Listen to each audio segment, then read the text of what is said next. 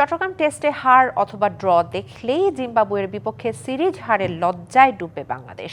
বীরশ্রেষ্ঠ flight lieutenant শহীদ মতিউর রহমান স্টেডিয়ামে বাংলাদেশ জিম্বাবুয়ের টেস্ট পরিসংখ্যানে এগিয়ে টাইগাররা। তবে পরিসংখ্যান পক্ষে থাকলেও সম্প্রতি নাজমুল শান্তদের ব্যাট কথা বলছে না তাদের হয়ে।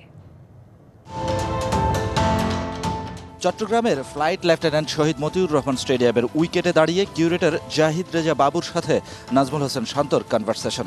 আলোচনার বিষয়বস্তু যে সাগরিকার উইকেট সেটা বলার অপেক্ষা রাখে না। ব্যাটিং সহায়ক চট্টগ্রামের উইকেট তার চরিত্র বদলাবে কিনা বলা যাচ্ছে না, কেননা বাংলাদেশ দলে যুক্ত করা হয়েছে একজন অতিরিক্ত বাঁহাতি স্পিনার।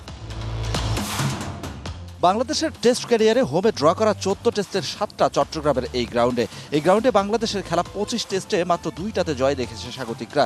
সেই 2টার একটি ছিল জিম্বাবুয়ের বিপক্ষে 2014 সালে। রান এসেছিল 1258, উইকেট পড়েছিল 35টা।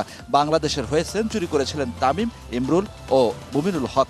বাংলাদেশ জিম্বাবুয়েকে হারিয়েছিল 196 রানের বড় ব্যবধানে। All time Roma. Taste it, love it. সাগরিকায় Bangladesh শেষ টেস্ট খেলে গেল বছরের অক্টোবরে সাউথ আফ্রিকার বিপক্ষে। সেই টেস্টে প্রথম ইনিংসে 159 ও দ্বিতীয় ইনিংসে 143 রানে অল আউট হয় বাংলাদেশ। তবে নিজেদের প্রথম ইনিংসে সাউথ আফ্রিকা 6 উইকেটে 575 রান করে ইনিংস ঘোষণা করে। সাগরিকার উইকেটের অতীত ইতিহাস কেবলই ব্যাটারদের পক্ষে। দেশের মাটিতে জিম্বাবুয়ের বিপক্ষে 12তম টেস্ট খেলতে যাচ্ছে বাংলাদেশ। এর আগে 11 টেস্টে 6টা জয় আর 2টা করেছে ড্র। সব মিলিয়ে জিম্বাবুয়ের বিপক্ষে 20তম টেস্ট খেলতে যাওয়ার আগে 19 বার মুখোমুখি হয়ে 8 জয় ও 3 ড্র দেখেছে বাংলাদেশ।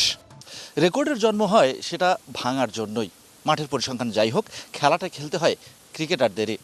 চট্টগ্রাম টেস্ট জিততে হলে বাংলাদেশকে কোন ব্র্যান্ডের ক্রিকেট খেলতে হবে সেটা নিশ্চিতভাবেই ভালো করে জানেন হেড কোচ ফিল সিমন্স এবং ক্রিকেটাররা। সুতরাং এই টেস্ট জেতার জন্য বাংলাদেশ খেলবে এবং বাংলাদেশকে জিততেই হবে সিরিজ বাঁচাতে হলে, না হলে ডুবতে হবে লজ্জায়। Shahan Papon, DBC news, Chittagong.